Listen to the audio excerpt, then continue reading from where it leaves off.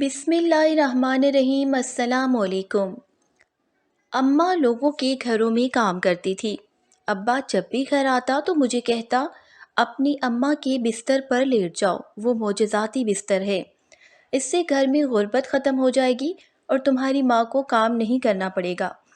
میں چھوٹی تھی، ناسمجھ تھی، تو اماں کے بستر پر لیٹ جاتی۔ جب اٹھتی تو تکیے کے نیچے پیسے پڑے ہوتے۔ میں نے اماں کو نہیں بتایا اس بارے میں۔ ایک دن ابا نے مجھے اماں کے بستر پر لٹایا تو میری جان نکل گئی، کیونکہ ابا بہت نشہ کرتا تھا۔ ہر وقت نشے میں دھت ہو کر وہ جب گھر آتا تو اماں سے بہت لڑتا جھگڑتا۔ میں جب ابا کو منع کرنے کی کوشش کرتی ہوں تو مجھ سے الجھ پڑتا اور کہتا، تو منحوس ہے، جب سے اس گھر میں آئی ہے ہمارا سکھ چین برباد کر دیا ہے۔ ابا کی باتوں سے بہت دل آزاری ہوتی، مگر میں سب کچھ برداشت کر لیتی۔ میں نے کئی بار اماں سے کہا کہ میں کوئی چھوٹا موٹا کام کر لیتی ہوں، تم ہر وقت سلائی کڑھائی کرتی رہتی ہو، اس سے تو تمہاری آنکھیں رہ جائیں گی۔ ابا امی کو بہت مارتے تھے۔ ایک دن امی گھر پر نہیں تھی تو ابا فل نشے کی حالت میں گھر آئے اور سیدھا اپنے کمرے میں چلے گئے۔ میں نے ابا کی بھوک کا سوچ کر کھانا بنایا اور ان کے کمرے میں رکھائی۔ میں وہاں سے جانے ہی لگی تھی کہ مجھے کہنے لگے، میری بات سن کر جانا۔ وہ گرتے پڑتے اپنی جگہ سے اٹھے اور مجھے کہنے لگے، جلدی سے اپنی ماں کے بستر پر لیٹ جاؤ۔ میں یہ دیکھ کر حیران رہ گئی اور ابا سے پوچھا، ابا مگر اماں کے بستر پہ کیوں لیٹوں؟ وہ مجھے کہنے لگے، دیکھ تیری ماں دن رات ہمارے لیے کام کرتی ہے، اگر تو اس کے بستر پر لیٹو تو دیکھنا ہمارے سب مشکلات حل ہو جائیں گی۔ جا، اب وقت نکلتا جا رہا ہے، جا کر بستر پر لیٹ جا۔ ابا کی بات مجھے سمجھ نہ آئی، مگر میں اماں کے بستر پر جو ہی لیٹی تو میرے قدموں تلے سے زمین نکل گئی، کیونکہ میرے ابا نے میرا نام کنزا ہے۔ میری عمر 19 سال تھی جب میرے ساتھ ایک حادثہ ہوا کہ میرے باپ نے میرے ساتھ۔ میں بہت خوبصورت تھی، اونچا قد، سرخ اور سفید رنگ کے گھنگھریالے بال۔ کبھی کبھی امی مجھے کہتی کہ تو میری بیٹی لگتی ہی نہیں، تو پٹھانی لگتی ہے۔ میں خوش ہو جاتی تھی، خود کو شیشے میں دیکھ کر خود پر فخر کرتی تھی اور اپنے ہی دل میں اپنی خوبصورتی پر اتراتی تھی، یہ جانے بغیر کہ ایک دن میرا یہ حسن ہی مجھے لے ڈوبے گا۔ میرا باپ ہی میرے ساتھ وہ گھناؤنا کام کرے گا کہ میں خود سے بھی نظر نہیں ملا پاؤں گی۔ میں اسکول جاتی تھی، تب میری عمر بہت چھوٹی تھی جب ابا نے غلط صحبت میں بیٹھ کر نشہ کرنا شروع کر دیا تھا۔ ہمارے گھر کے حالات بہت برے تھے۔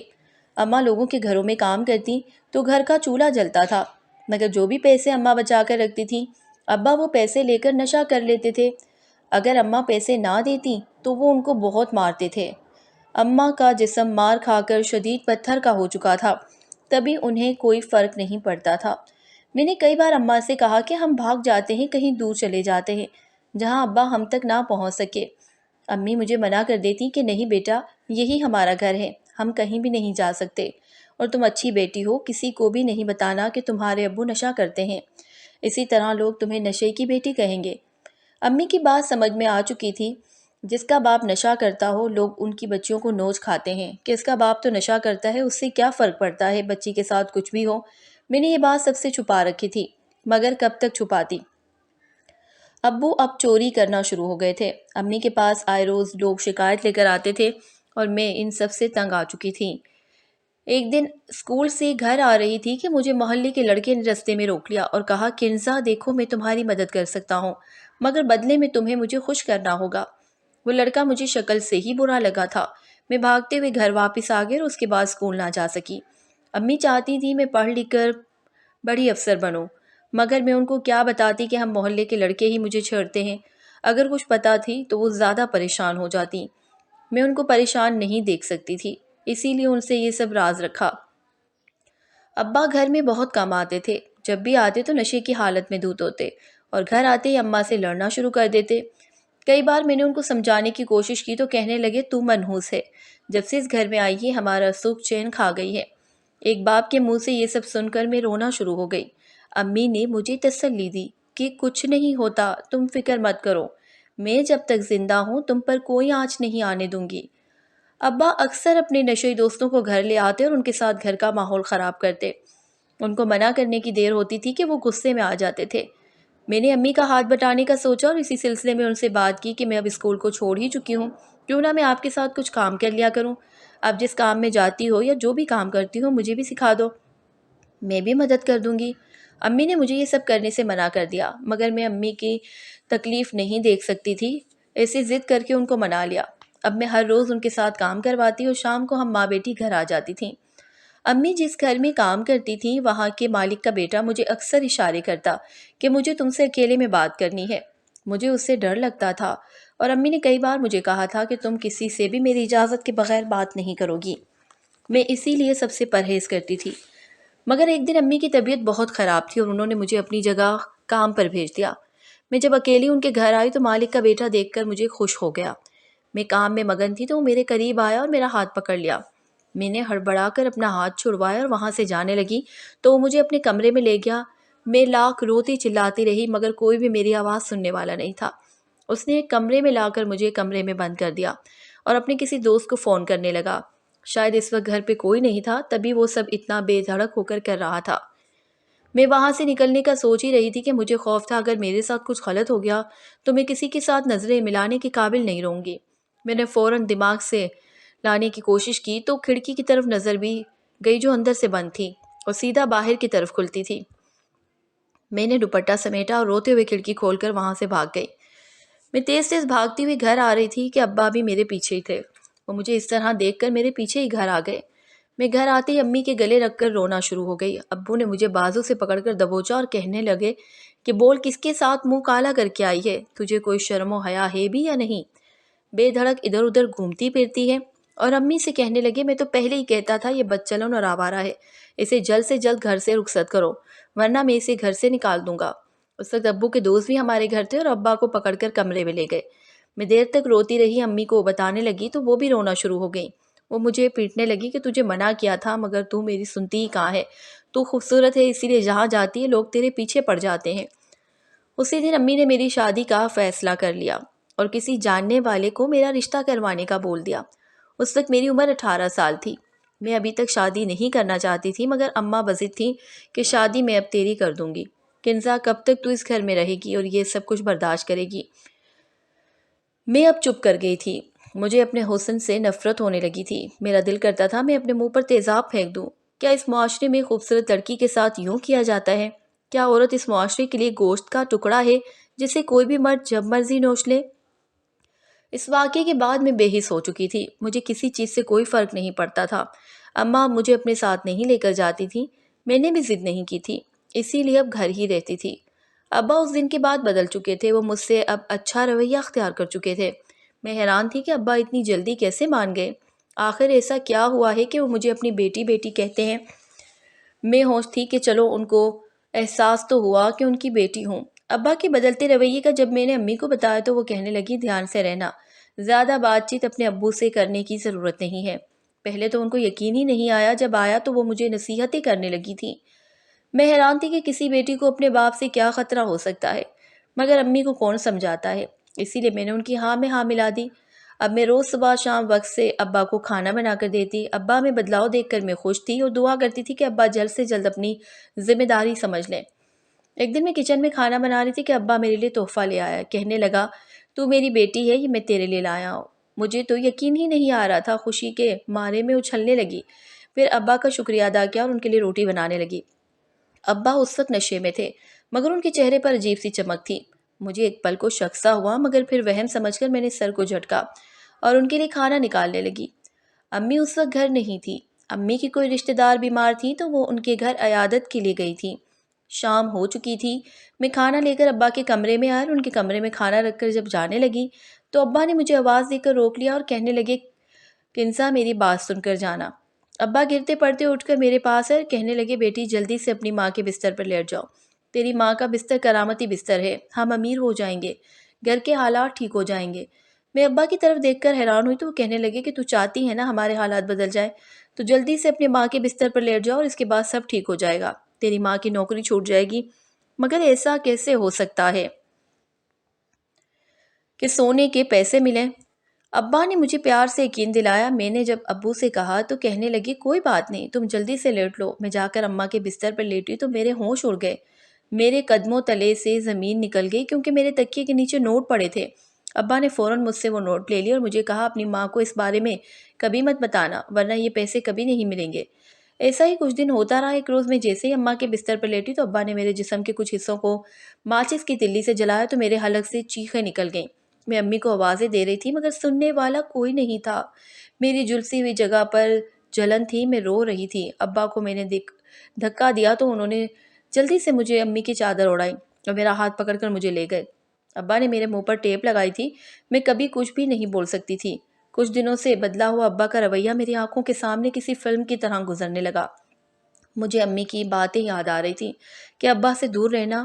ابا جب مجھے گلی سے لے کر گزرے تھے تو ایک عورت نے رک کر ابا سے پوچھا کون ہے، کہاں لے جا رہے؟ تو ابا نے میرا بازو دکھایا کہ جل گیا ہے، ڈاکٹر کے پاس لے کر جا رہا ہوں۔ مجھے سمجھ ہی نہیں آ رہی تھی کہ جب ڈاکٹر کے پاس لے کر ہی جانا تھا تو جلایا کیوں؟ وہ عورت کچھ بات کرنے لگی تھی کہ ابا جلدی سے مجھے لے کر آگے ہو گئے۔ وہ کسی سنسان جگہ پر مجھے لے گئے۔ روڈ بالکل خالی تھا، بس کچھ ہی دور ایک ٹھیلے والا تھا جو اپنی سبزی بیچ کر شاید گھر جا رہا تھا۔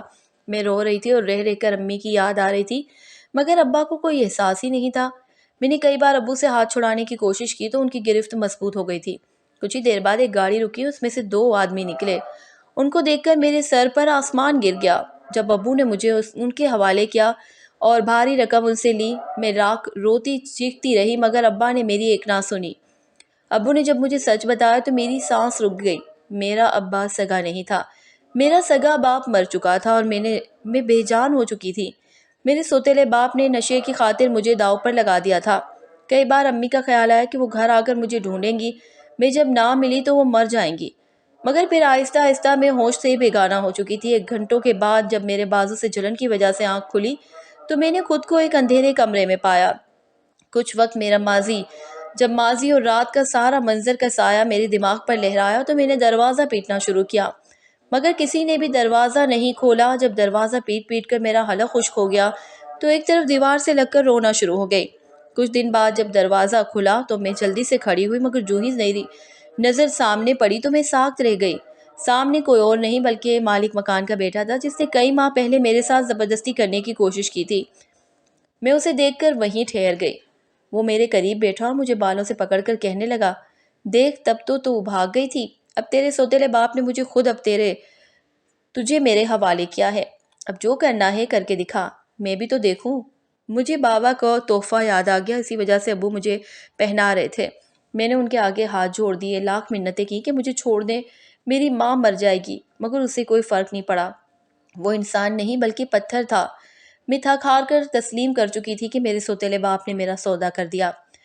اپنا جلا ہوا بازو دکھا کر مجھے ابو سے نفرت ہو گئی اور زخم دیکھ کر میں قسمت کو روتی تھی کہ کیسی قسمت لے کر پیدا ہوئی ہوں کہ باپ مر گیا، اماں نے دوسری شادی کر لی اور پھر سوتیلے باپ نے اس طرح کیا۔ مجھے گھر سے آئے ہفتہ ہو چکا تھا۔ میں نے مالک مکان کی بیٹی سے منتیں کی کہ ایک بار میری ماں سے بات کروا دو، میں بس ان کی خیریت جان لوں، پھر جیسا وہ کہے گا میں ویسا ہی کروں گی۔ کچھ سوچ کر اس نے حامی بھر لی اور رات کو امی سے میری بات کروائی۔ مگر جو ہی میں نے امی کو پکارا تو وہ مجھے برا بھلا کہنے لگی، کوسنے لگی کہ میں نے ان کی عزت کا جنازہ نکال دیا ہے، گھر سے بھاگ کر میں نے ان کی عزت نیلام کر دی ہے۔ وہ مجھے کہہ رہی تھی کہ ان کو ابو نے سب کچھ دیا ہے، کہ کیسے رات کے اندھیرے میں گھر سے بھاگ کر منہ کالا کر چکی ہوں۔ امی کو اس طرح سن کر میں مر گئی تھی۔ میرا باپ اتنا گر سکتا تھا کہ اس نے ہر حد پار کر دی تھی۔ اب میں پتھر کی ہو چکی تھی، واپسی کے سب راستے بند ہو چکے تھے۔ اب گھر جاتی بھی تو امی کبھی بھی مجھے تسلیم نہ کرتی، ان کے لیے ان کی بیٹی مر چکی تھی۔ میں نے نئی زندگی کو برداشت کر لیا۔ اللہ سے دعا کرتی تھی کوئی بھی لڑکی اتنی مجبور نہ ہو کہ اللہ کسی بھی لڑکی پہ یہ وقت نہ لائے۔ میری خوبصورتی مجھے لے ڈوبی تھی، اس سے بہتر تھا کہ میں کالی ہوتی مگر عزت کے ساتھ تو جیتی۔ مجھے میرے حسن نے رسوا کر دیا تھا۔ مالک مکان کا بیٹا انسان نہیں تھا، وہ مجھے حیوان معلوم ہوتا تھا۔ وہ بہت کم میرے کمرے میں آتا تھا مگر جب بھی آتا وہ مجھے مارتا اور چلا جاتا۔ میں اس کی بات نہیں مانتی تھی، سارا دن بھوکی رہتی تھی۔ اس نے ایک ادھیڑ عمر کی عورت کو میری نگرانی پر مامور کیا تھا۔ ایک دن مغرب کا وقت تھا کہ گھر میں سے کچھ آدمیوں کی آوازیں آ رہی تھیں۔ پہلے تو میں سن کر ڈر گئی مگر پھر اس عورت نے مجھے دلاسا دیا کہ بیٹی اللہ پہ یقین رکھو، اس سے مدد مانگو، وہ تمہارے ساتھ کچھ بھی غلط نہیں کرے گا۔ وہ عورت مجھے ماں کی طرح لگتی تھی، میرا بے حد خیال رکھتی تھی۔ مجھے اس عجیب قسم سے انسیت ہونے لگی تھی۔ میں اس کی بات سن کر دل ہی دل میں اللہ سے دعا مانگ رہی تھی کہ اچانک دروازہ کھلا اور نبیل اندر آ کر خالہ سے کہنے لگا کہ جلدی سے اسے تیار کر دیں، کچھ منٹ بعد اس کا نکاح ہے۔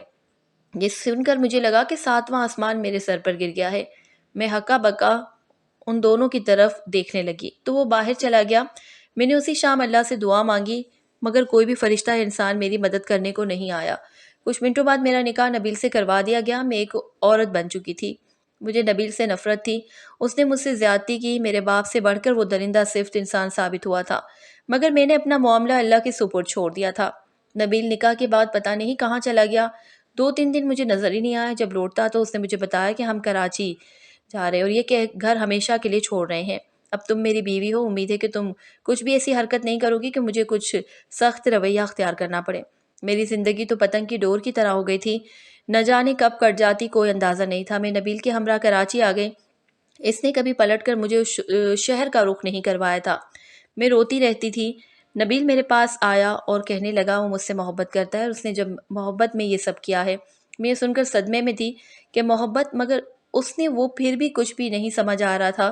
کہنے لگا کنزا تمہاری ماں ہمارے گھر کام کرتی تھی، مگر اس نے میرے بابا سے کہا تھا کہ وہ تمہیں کس طرح سے سہارا نہیں دیں گے، مگر اس وقت حالات ایسے نہیں تھے کہ ہم تمہیں گھر لے آتے۔ میرے بابا اور تمہاری ماں کزن تھے۔ میرے بابا نے تمہاری ماں کو بہت روکا کہ اس آدمی سے شادی نہ کرو، مگر وہ کسی صورت نہ مانی اور وہ تمہارے باپ سے محبت کرتی تھی۔ محبت میں آ کر انہوں نے اتنا بڑا قدم اٹھایا کہ تمہارے باپ کے مرتے ہی دوسری شادی کر لی۔ پھر جب تمہارا باپ نشہ کرنے لگا تو وہ ابو کے پاس آئیں، اپنے کیے کی معافی مانگنے لگی، مگر اب کیا فائدہ، کچھ نہیں ہو سکتا تھا۔ ابو نے ان کو کام پر رکھ لیا کیونکہ تمہارے گھر کے حالات بہت برے تھے۔ ابو نے کئی بار کہا کہ اس آدمی کو چھوڑ دیں مگر وہ نہ مانی۔ پھر ابا بیمار رہنے لگے۔ انہوں نے آخر مجھ سے وعدہ لیا کہ میں تم سے شادی کروں، مگر میں نے تمہیں دیکھا ہی نہیں تھا۔ آنٹی سے کئی بار کہا کہ میرا نکاح کنزا سے کر دیں، مگر ان کو اپنی شوہر کی فکر تھی کہ وہ ان کو ماریں گے۔ اتنا بڑا فیصلہ وہ اکیلے نہیں لے سکتی تھیں۔ اس دن بھی وہ مجھ سے نکاح کرنا چاہتے تھے مگر میں بھاگ گئی۔ مگر ابا نے مجھے اپنے دوست کے ہاتھ بیچنے کا سوچا۔ وہ دوست نبیل کا جاننے والا تھا۔ جب نبیل کو پتہ چلا تو اس نے ابا کو دگنی رقم دی، وہ مجھے لے آئے۔ یہ سب سن کر میرے قدموں تلے سے مجھے یہ کائنات دھوکہ لگنے لگی، جسے سبز باغ دکھا کر لوگ دلوں سے کھیلتے ہیں۔ میں ہر وقت روتی رہتی تھی۔ نبیل مجھ سے تب سے ہی محبت کرتے تھے مگر مجھے ان پر کبھی یقین ہی نہیں تھا۔ کئی ماہ بعد مجھے امی کی جدائی میں گزر گئے۔ میں نے نبیل سے کہا کہ ایک بار مجھے امی کے پاس لے جائیں، میں اب بیمار رہنے لگی تھی۔ وہ میری حالت دیکھ کر مجھے لاہور لے آئے تو مجھے ایسا ہمسایوں سے پتہ چلا کہ میری ماں تو اسی ہفتے مر گئی تھی جب میں گھر سے گئی تھی۔ یہ خبر سن کر میں پھوٹ پھوٹ کر رو رہی تھی۔ میری دنیا اجڑ چکی تھی۔ میرے شوہر نے مجھے سنبھالنے کی ناکام کوشش کی مگر میں اپنے ہوش میں کہاں تھی۔ کسی کی مدد سے جب میں امی کے گھر پر آئی تو میرے صبر کا پیمانہ لبریز ہو گیا۔ مجھے صبر ہی نہیں آ رہا تھا کہ میری ماں میری وجہ سے مری ہے۔ ایک غلط فہمی نے ان کی جان لے لی۔ پتہ نہیں ان کی کیا حالت تھی۔ انہوں نے مجھے کتنا یاد کیا ہوگا۔ مجھے نبیل سے بھی نفرت محسوس ہونے لگی تھی۔ کیا تھا اگر میری ماں کو سچ بتا دیتے تو شاید آج وہ زندہ ہوتی، مگر اب تو سب کچھ لٹ چکا تھا۔ میں کبھی بھی اپنے باپ کو معاف نہیں کر سکتی تھی۔ نبیل مجھ سے معافی مانگ چکے تھے، میں نے ان کو معاف کر دیا۔ میں نارمل ہو رہی تھی۔ ایک دن نبیل گھر نہیں تھے کہ مجھے ہسپتال سے کال آئی۔ انہوں نے میرا نام لیا اور کہا کہ آپ کا ایک مریض ہے، آپ کو یاد کر رہا ہے، آپ ان سے مل لیں۔ میں نبیل کو بغیر بتائے ہسپتال پہنچ گئی کہ کون سا مریض ہے، میرا تو کوئی رشتہ دار بھی نہیں ہے، مگر جو ہی میری بیڈ پر نظر پڑی تو ابو کو دیکھ کر پریشان ہو گئی۔ ماضی میری آنکھوں کے سامنے لہرانے لگا۔ میرا سوتیلا باپ مجھ سے معافی مانگ رہا تھا جب اس نے مجھے برباد کرنے کی کوئی کسر نہیں چھوڑی تھی۔ ان کی حالت بہت سیریس تھی۔ میں نے اللہ کی رضا کے لیے ان کو معاف کر دیا۔ جب نبیل کو معاف کر چکی تھی تو پر سوتیلے باپ کو کیا کہتی۔ ابا کے ساتھ میں زیادہ تر رہتی تھی، ان کو کینسر تھا۔ ساری زندگی ہم پر ظلم کرنے والے آج ہمارے سہارے پر تھے۔ اللہ کی پکڑ سخت ہے، مگر اتنی کہ ابو کو دیکھ کر اندازہ ہوا تھا۔ زندگی اتنی بھیانک ثابت ہوئی تھی کہ مجھے ادراک تک نہیں ہوا۔ کھیلنے کودنے کی عمر میں مار پیٹ، تانے، باپ کا پیار جب چاہا تھا تو وہ مر گیا، ماں کی ضرورت تھی تو وہ قبر پر غلط فہمی کے ساتھ چلی گئی۔ خدا نے نہ جانے کیوں آزمائش میں ڈالا تھا کہ کسی پل سکون ہی نہیں ملتا تھا۔ سوتیلے باپ کا بھیانک روپ دیکھ کر میری روح کانپ اٹھتی تھی اور وہ زخم جلنے کا نشان ہر وقت یاد دلاتا تھا کہ کوئی بھی انسان قابل اعتماد نہیں ہوتا۔